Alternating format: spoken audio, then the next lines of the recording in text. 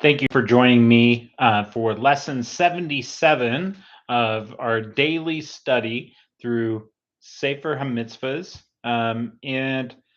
It's pretty amazing. We've been through 77 classes now.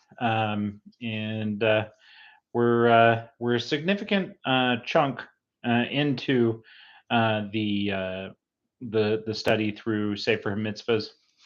Um, and looking at my volume here, halfway through the first volume. So we're about, I would say, about a quarter of the way through our material that we're going to go through. Though some of these pages have, they're doubled up for the lessons that we do, um, that we repeat. Anyway, so today we're on positive mitzvah number 212, which we started yesterday. Um, this is a mitzvah that most of the time isn't fulfilled after one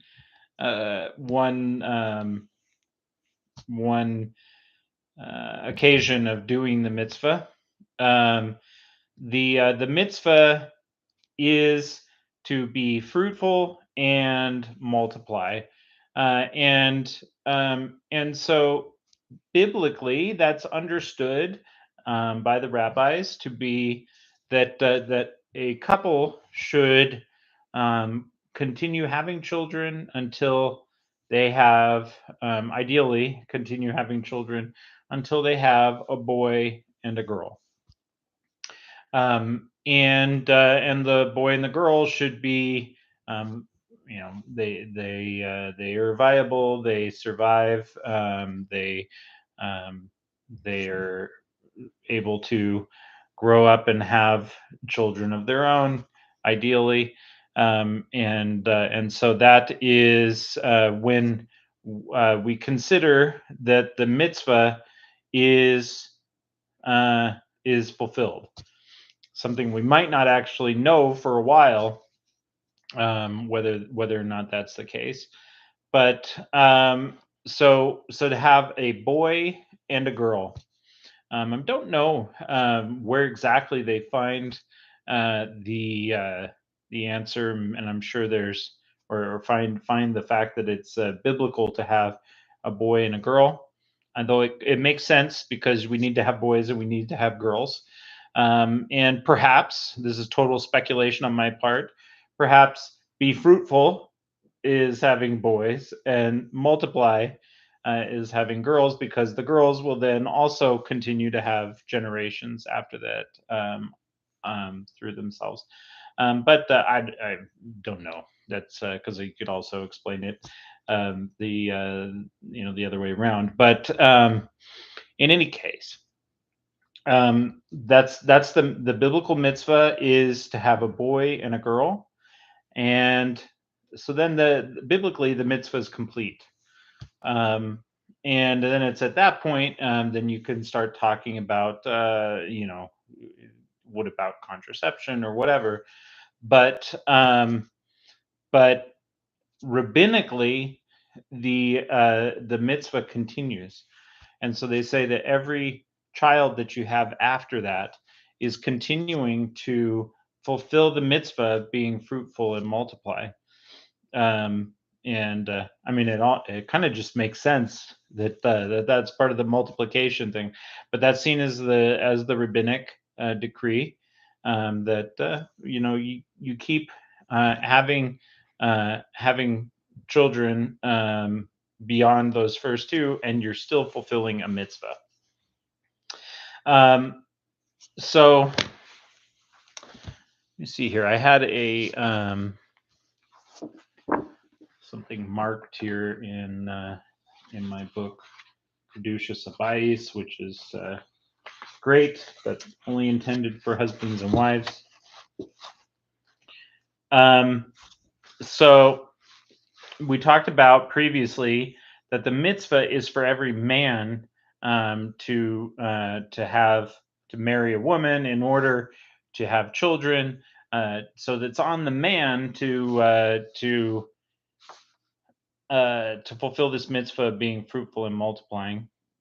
They say that anyone who intentionally um, is not wanting to have children, like they're um, I don't want you to feel judged if you're one of these people, but they say that whoever is not actively trying to have children is like somebody who's taking lives, because they're diminishing the divine image. Man is created in God's image, and we're diminishing that if we're not fulfilling the mitzvah.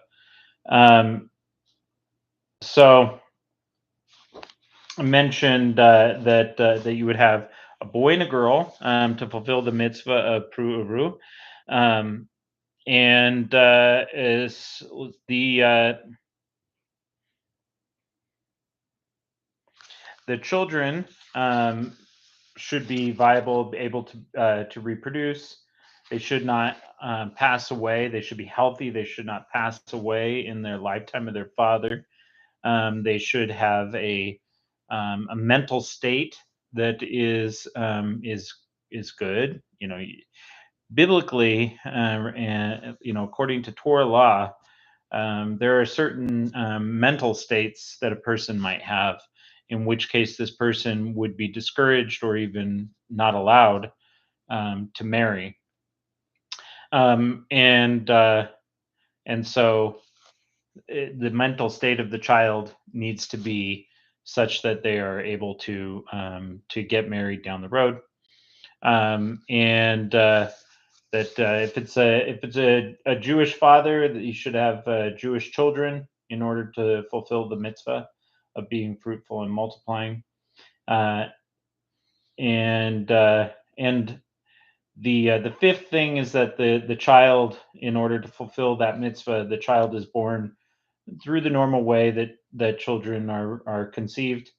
Um, however, there are some people some rabbis who say that doing artificial insemination, that kind of thing, is a valid way of having children.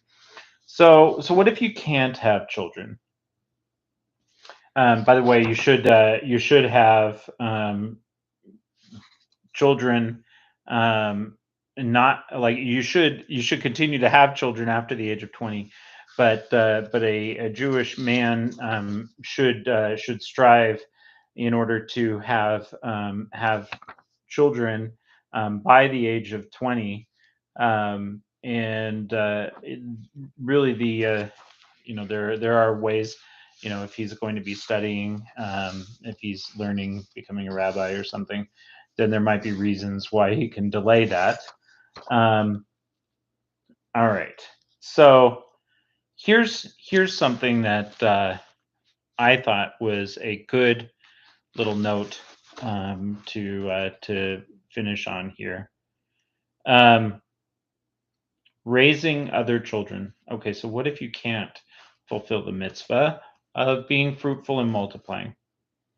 One who raises and educates a child is considered as if he gave birth to them, even if one is not their biological parent. This is learned from the Torah itself, from where we see that the holy foremothers gave their husbands other wives in marriage in order to raise the children that they would bear. Accordingly, a couple who cannot have children may adopt another's child and be considered as if they gave birth to them. However, prior to doing so, one must be aware of all the laws regarding an adopted child. So there are some things to be aware of if you have an adopted child, being the opposite sex and being alone with them. Some of these things might be issues, whereas normally with a normal child, they're not an issue. Um, so if you are struggling with having children, there are some things that Judaism says are ways that you can increase your odds. One of them was adopting. I've read that somewhere. It's not listed here, but if you adopt a child, it's considered a a segula, a a good a good thing toward having your own children. And I confirmed this with my wife. She says she knows so many people who adopted and then ended up having a child afterward. So here's some segulas for having children. One, one who desires children is to do the will of God and the will of his wife.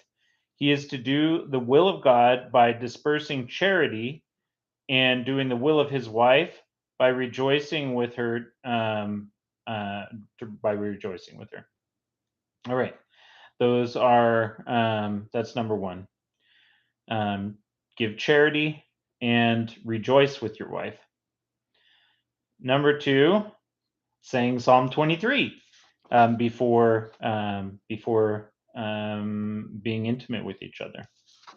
This is a segula for having children. Being careful to guard all of the detailed laws of family purity. So make sure that husbands and wives are doing things the husbands and wives are supposed to do, and not doing things that they're not supposed to do when they're not supposed to do them.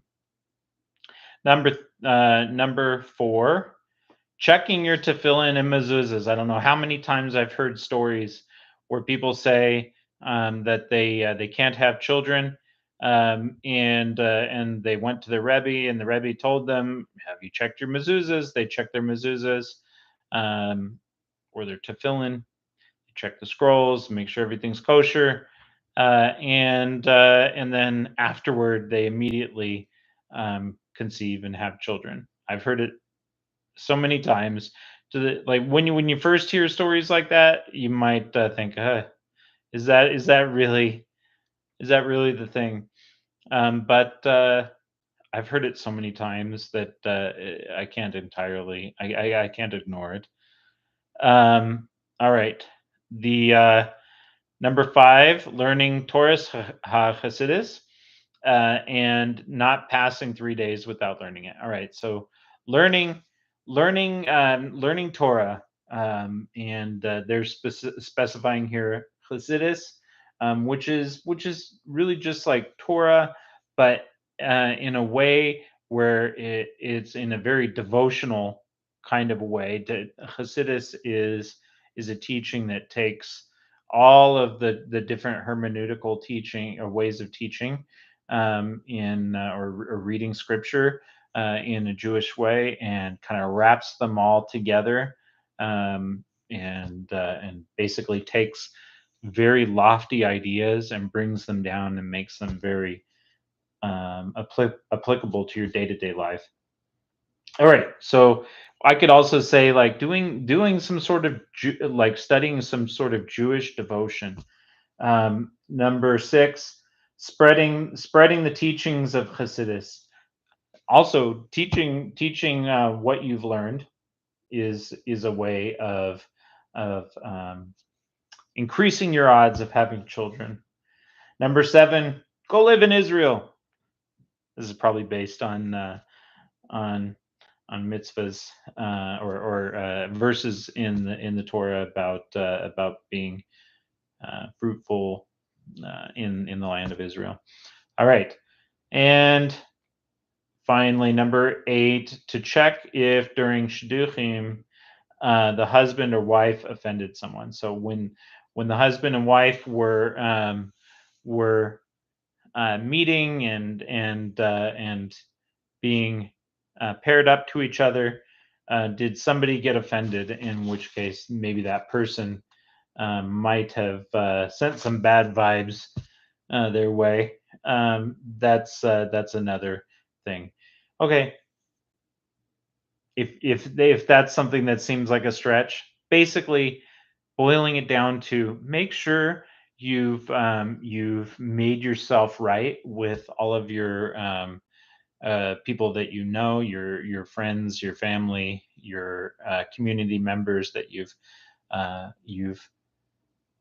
apologize when you need to apologize. You've reconciled with your fellow, and that this is considered a segula for having children. There's just some pro tips if you want to, if you're struggling with that, or if you want to help somebody who is. All right, thank you so much for joining me today. Thought this would be kind of fun to dig a little bit deeper into it. And Yeah, have a great day in every way. Enjoy the rest of Lag BaOmer, and have a good Shabbos.